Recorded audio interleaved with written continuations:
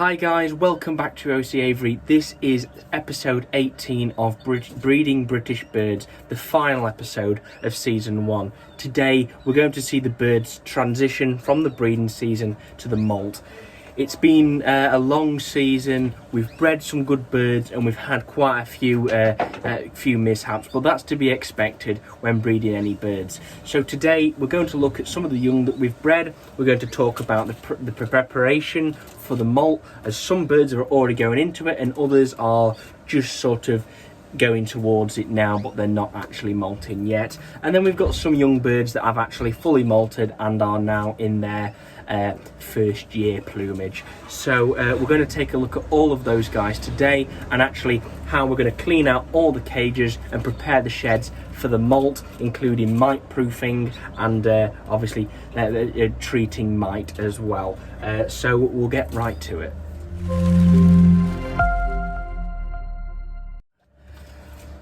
So last week we did see that actually, rather than an updated episode in episode 17, we did a focus on show training, and that was with some of the young birds and how they're going to be show trained over the next few months as we go towards the shows, which will hopefully be on this autumn and the winter. So without further ado, really, we're going to look at the last birds from the last final round. Some of them have left the nest, and we've got a few more just left in the nest, so let's go and take a look. So the last we saw of the canaries, we had these two had just left the nest. These are this is actually a green Norwich cock to a yellow ticked fife hen, and their two youngsters had just left the nest. Well, this is the two youngsters now. You may have seen them in the August monthly live stream. They are brilliant looking little birds. They're quite actually tame. They're not too bothered about my presence. They've got some good size to them, some good heads. And obviously, the thing about actually crossbreeding these canaries, it's never something you'd recommend unless done with a purpose. And the purpose of this was to breed some different canaries, which I could use, which would be larger as feeders. So these two are looking great, so hopefully some nice feeders for next year for some of the larger finches, like the green finches, the bullfinches, and any large mules and hybrids. So that's those youngsters at just under a month old. A few weeks ago we saw this pair of fifes welcome into the world two young green finches. We had a normal and one from a pair of pieds. So let's take a look at actually what we've got. So as you can see at the front here is the youngster from the pied pair. Now you're going to notice that this one isn't a normal coloured bird, and two doesn't have any pied or variegated markings. So what actually is that youngster? Well, that youngster is actually an A-gate greenfinch hen. We know it's a hen because it's a sex-linked mutation. So the cockbird does carry silver, the A-gate gene, which was from his father. So he has then produced us this hen. As far as I'm aware, it doesn't have any pied markings on it, so it is literally just an A-gate hen. And then for the other youngster in here, we have a normal greenfinch, and that is off our best pair of normals. So we definitely have a guaranteed hen in the A-gate, and the normal we're not going to be able to tell yet. But those two have done well. They've been left the nest about 3 to 4 days now, so they're just starting to find the feet and work out how to use the wings. And overall, they're doing well. These are the youngest and the last chicks of the year that are still in the nest. You've not seen these guys before. These are some normal greenfinch chicks. There were 5 in here, however, sadly, one of them passed at about 3 days old. But what we do have in here is 4 lovely young greenfinches. They're about 10 days old now. They're looking really good. They've been rung 4 or 5 days. The parents have been feeding very well. So they are the final youngsters of this season, which they're off our best pair of greenies, which will take us, hopefully, all going well with these guys, will take us to a total of 12 youngsters, or sorry, 13 youngsters from that pair, which is a great result. and a lot of nice birds to work with for next year. So we'll see how these guys get on as the other birds, including their parents, go into the moult. So 2 weeks ago we saw this redpoll hen fostering out a young goldfinch mule, and if you follow me on Instagram you'll have seen that bird, but I didn't announce what it was. I instead asked people to guess, and that goldfinch mule has now fledged, which you're going to see now. Just on the right hand side is my very first goldfinch mule, from a lovely goldfinch cock, just a normal native goldfinch cock, to a buff tick Norwich hen. That youngster, I've never bred Goldie mules before, so I really wouldn't be able to tell you whether it's a cock or hen at the moment. I have a feeling it's a hen, but either way, it's a goldfinch mule. So what I'm going to do is we're going to get it on colour feed once it's been completely weaned off and eaten by itself, and well, we'll have it on a Switty CD, and we'll see if we can get it to blast out some goldfinch song if it's a cock, which would be brilliant. But that's our first goldfinch mule. So now that we've visited those last round youngsters, let's go and look at some of the other youngsters we've bred this year. Many of them have already completed the moult, with them being first round birds. Some of the second round birds are sort of in the mid moult, and the third round and sort of the last rounds are just beginning to moult. So let's go and have a look at those guys. We're going to see how they're getting on, and some individual birds that I've really noticed over the past few weeks. So in the first of our young bird flights, you can see many of the young redpolls that we've bred this year. We've bred quite a variety in terms of colour and quality. We've got several, about 3 or 4 different cobalts. We have 5 or so cinnamons. We have a handful of normals. We've got 2 agates, a brown pastel, and a certain bird which I don't know the mutation of. It's come out, it's actually it's now 3rd or 4th from your right, so it's central, with its back facing towards us.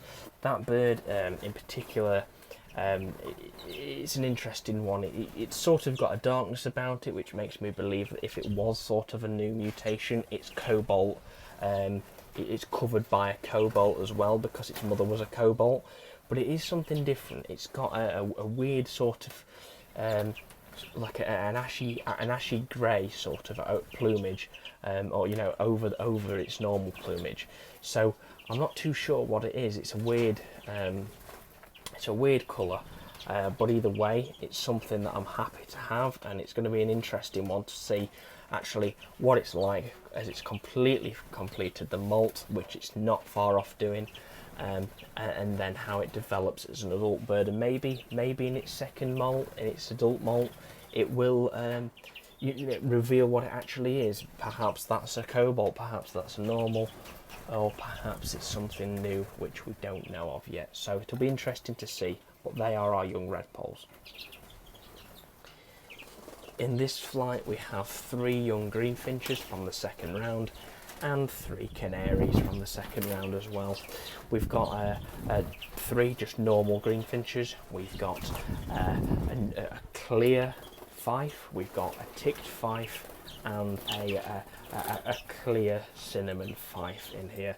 So those guys are mid-moult, proper second round youngsters, so you can see the colour coming through. By the looks of this, the birds in here, I would predict we have 2 cockbirds on the two left birds, and we have a hen on the right.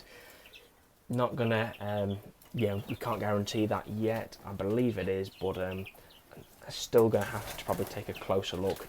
But those guys have just recently bathed as well, which is why they're quite drenched and quite scruffier looking than a molting bird.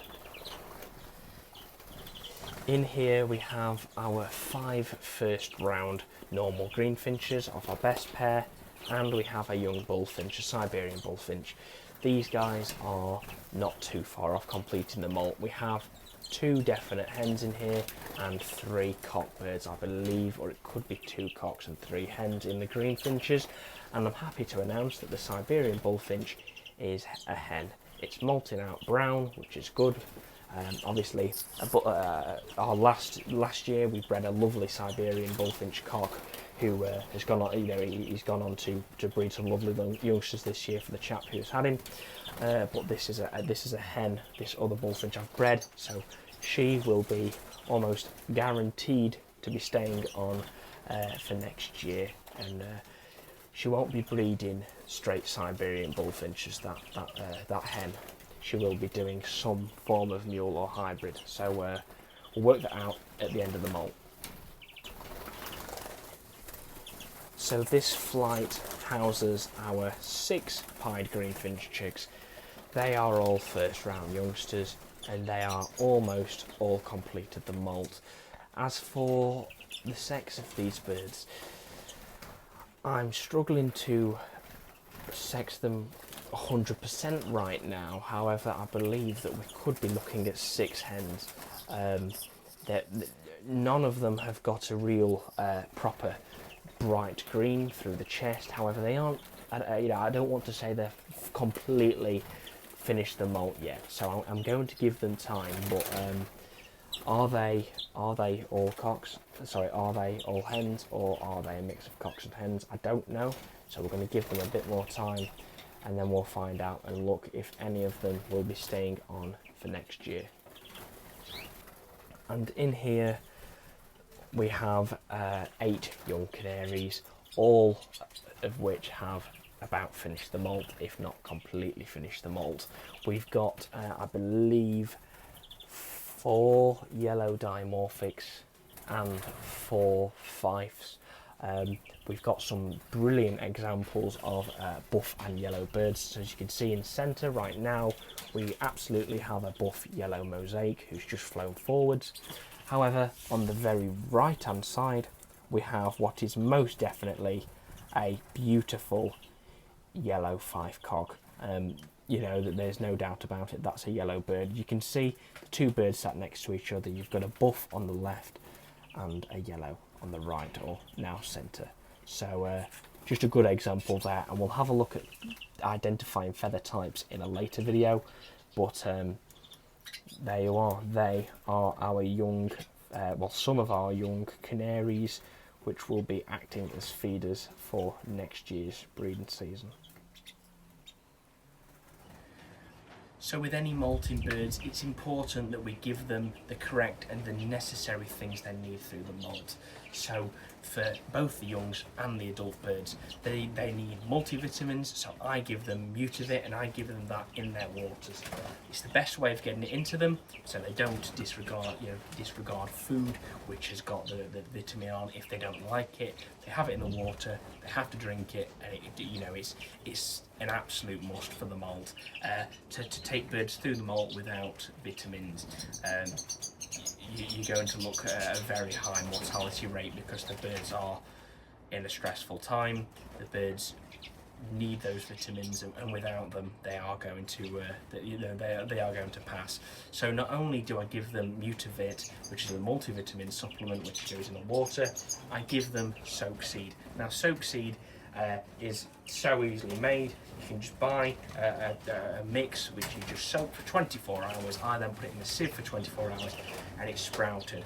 Now this has been in for the birds for about an hour, and you can see they've pulled out most of the other seeds, other than most of the, I believe it's the rape seed. There's some mung beans in there, there's some corn, and there's quite a variety in there. The birds obviously take preference of a few certain seeds, however they do eat it all. And by germinating and sprouting seeds like this, it has a water content which is great for them obviously, and helps keep them hydrated when it is hot, but also it releases loads of vitamins, minerals, and very important things for them to keep them in top health. So a germinated seed is a must as well. So a few other things you might need. For example, if you're breeding greenfinches and you keep greenfinches, you need coccidiosis medication. I'd recommend Baycox, that's what I use, and that's from Merca Systems. It's brilliant stuff, it's 2.5%, so generally I'm going to go for a little higher dosage with the greenies. They do seem quite prone to going light, and obviously coccidiosis, so I'm giving them about 2.5 to 3 mil of Baycox per litre of water. So I know a few guys would do that, some guys up to 5mm and some people stay at the 1mm. It's up to you and what you find works best. It's important not to overdose it, but also you don't want to go underdosing and then losing those birds anyway. So I stay at around 2.5 to 3mm of baycocks per litre of water. The green finches, I really benefit from that, and to be honest, all the birds do. So I always make sure that I give it the birds once a month. The greenies, they get it pretty much once every 2 weeks when they're molting, and especially the young birds, just because you really need to keep on top of the coccidiosis, otherwise you will lose young birds, as many fanciers have done in the past before having something like this available. So colour feed is also something that's important in the molt if you want to obviously colour your birds. You can't really give it them any other time unless they're molting, because it's not going to show through. So by giving it to them when they molt, it gets in all of the feathers and you're going to get a much better result. So birds that you're going to want to colour feed: Norwich canaries, you want to do with a caramel orange really. Over-year cock redpolls, then you want to do it with a caramel red, crossbills red, bullfinches red. Unless you have yellow bullies, then I definitely don't do red, because then you'll just not know if it's a normal bully or a yellow. Most mules and hybrids, not all but most, and you know, certain birds like that. So we're going to be looking at colour feeding in a later episode. I'm going to be using several different types and methods of colour feeding, and then what we're going to do is a part 1 where we actually start giving it the birds, and we'll visit the birds maybe once every 2 or 3 weeks, and we'll see how it's going on until they're completely molted out, and then we'll decide which has worked best for me this year. So we're going to go for caramel red, Cantax, which is Versilagus Cantaxium, and a red egg food. And we're just going to see how that works out, and maybe we do one without colour feed on, maybe with cock redpolls, and we'll just see how they come out without the colour feed, and does it work better just not colour feeding them, and really just compare the results. So we'll do that in a later episode, you know, a later video, well, relatively soon. So the adult breeding birds have begun to molt, most of them anyway. There's a few that haven't just yet, but most of them have, and that's all cocks and hens and canaries and so forth, you know, the British and native birds.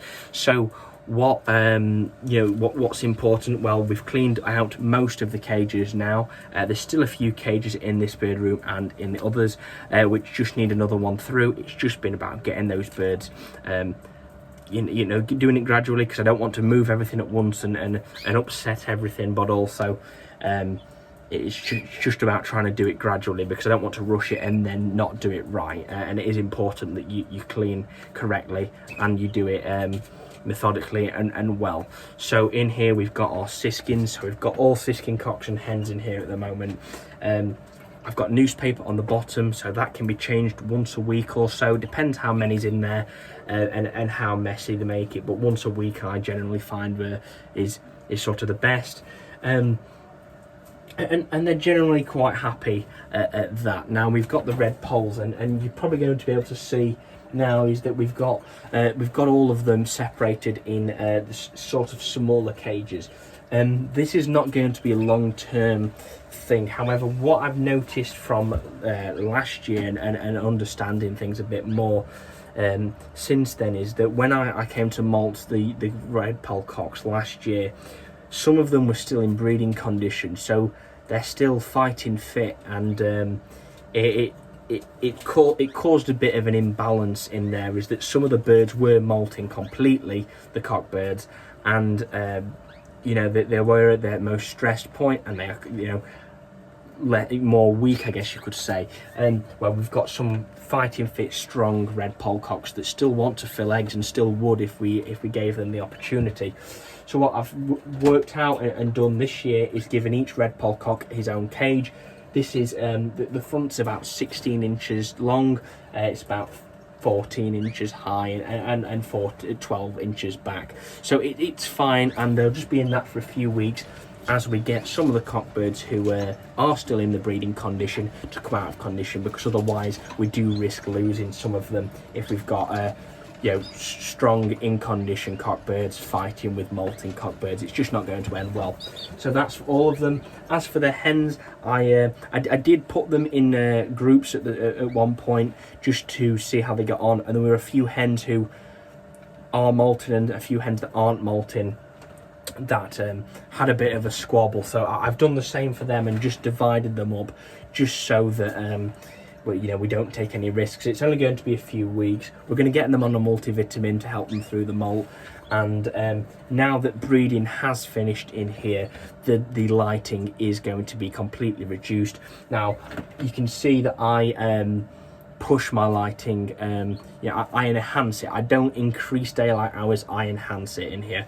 So we've got LED strip lights. What I'm going to do is just turn the strip lights off. We don't need them anymore in here for the moment because the birds don't need to be in condition.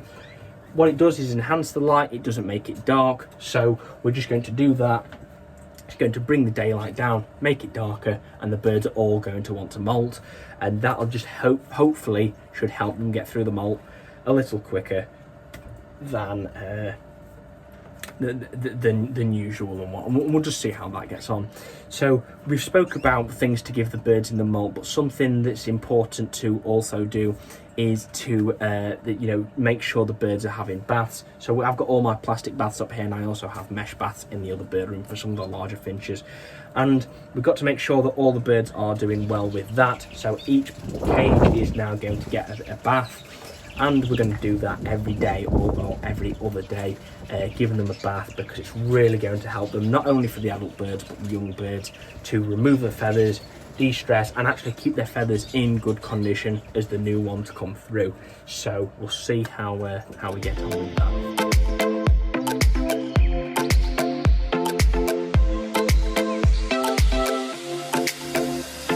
So we've got most of the birds with baths on now and the birds outside. So we need to talk about mite, especially during the molt. You want to make sure that the birds are as stress-free as possible. They are quite stressed just when molting anyway, so multivitamins is always help, but we've spoke about that. So then there's mite. Mite can be a big issue in the bird room. They make the birds weak, they cause issues, molting not goes right, and you can quite easily lose birds if mite get out of control too quickly. So I have a few methods of keeping them under control and keeping on top of the mite. So the first, when I clean the cages, is I have a clean and clear check mite. This is a liquid which I bought from I think All Creatures Health Check, and I dilute that down, I think 20 ml per litre for the clean, and I'm going around every cage, spraying it in every single nook and cranny, giving it a wipe down, and trying to keep it as clean as possible, disinfect everything and make it all free like that. Then we have Diatomaceous Earth. Diatomaceous Earth is like mite powder, which you can buy. It's just cheaper if you buy it in Diatomaceous Earth in bags. That's what I found anyway. I buy it on eBay, and you can get 10 kilo for like 15 quid, or what have you. So I found that's worked quite well, and I'll scatter that on the bottom of the cages and then put newspaper down. I also will give it to the birds in a pot. It's not the birds can eat it without a problem. Obviously don't put it in as their food, but a little bit on top of their food, or if they pick any up, you don't have to worry. It's fine for them, it's natural, and it'll do them good. So then there's S76. You can give this to them, which I've got in the water at the moment, which is more of an internal mite control. I believe it will have an effect on the outside. I've not really used that as much for that purpose, but I've got it in the water, and we're going to try it just to help. Then it brings me on to the final thing, and this is something I've seen on Direct Bird Products channel, the Bird Room, and it's been mentioned by quite a few other people, and that's actually smoke bombs. We're not talking normal smoke bombs that might be used at airsoft or paintballing or anything like that. These are mite bombs, and it's made by a company called Pronafit. We aren't sponsored by them, but I just want to tell you guys and show you. So I've bought some of those, and we're going to give it a try. This is my first time trying it, so one tablet covers about 75 meters cubed, it says on the packaging. This bird room is approximately 10 meters cubed, therefore I'm going to split it into 8, and we're going to get an eighth of it, put it in a terracotta or a metal dish. I'm going to light it and we're going to smoke this place out. Now, you've got to make sure that you don't overdo it because it can get too much for the birds. However, it does say it's good for the birds and will kill the mite and any other nasties like that quite easily.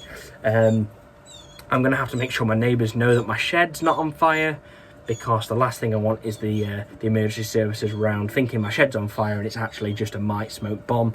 It's made of herbs and organic products, so it's fine for the birds, helps improve their health and removes mite. So let's give it a go.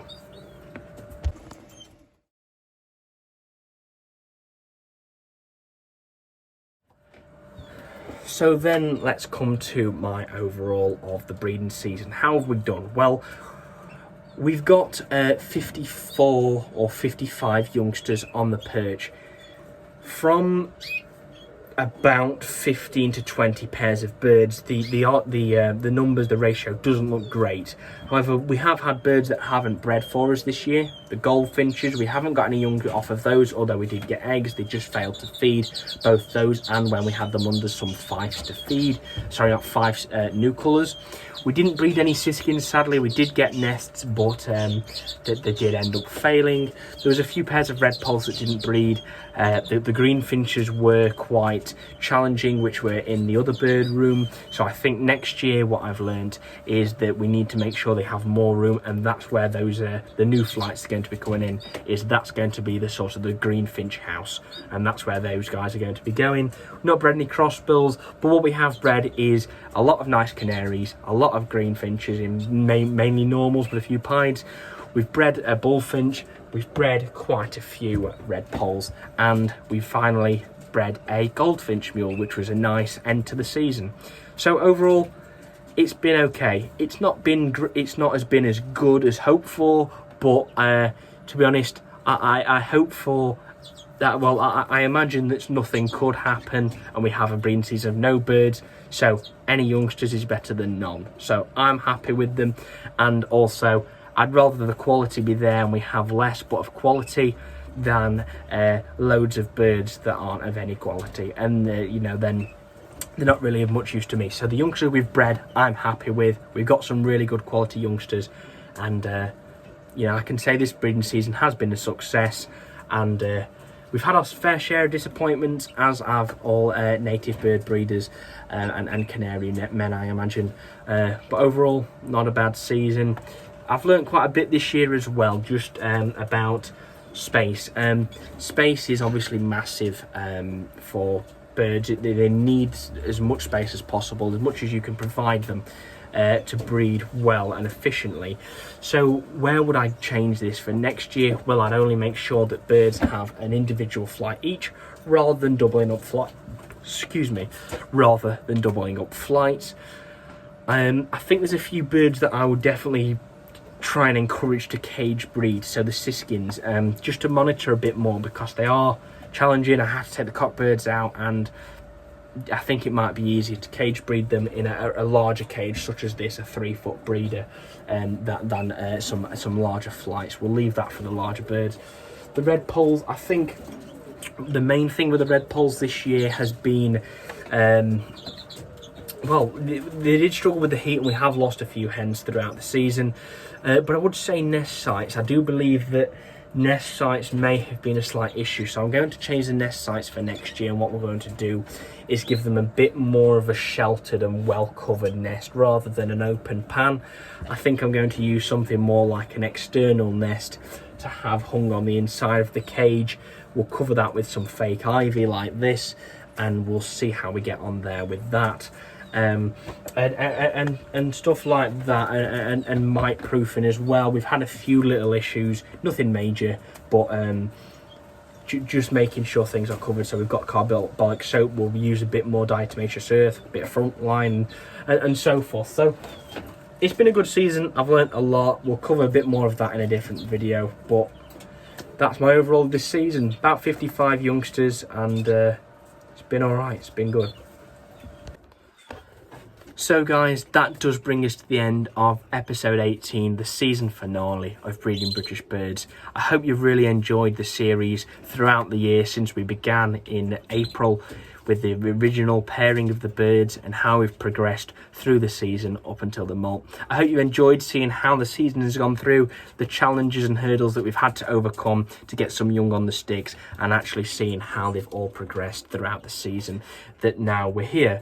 So this series has accumulated so far, series 1, about 50,000 or more views as of the start of August. So thank you ever so much to everyone for watching the channel and following along with it. Thank you to everyone who subscribed.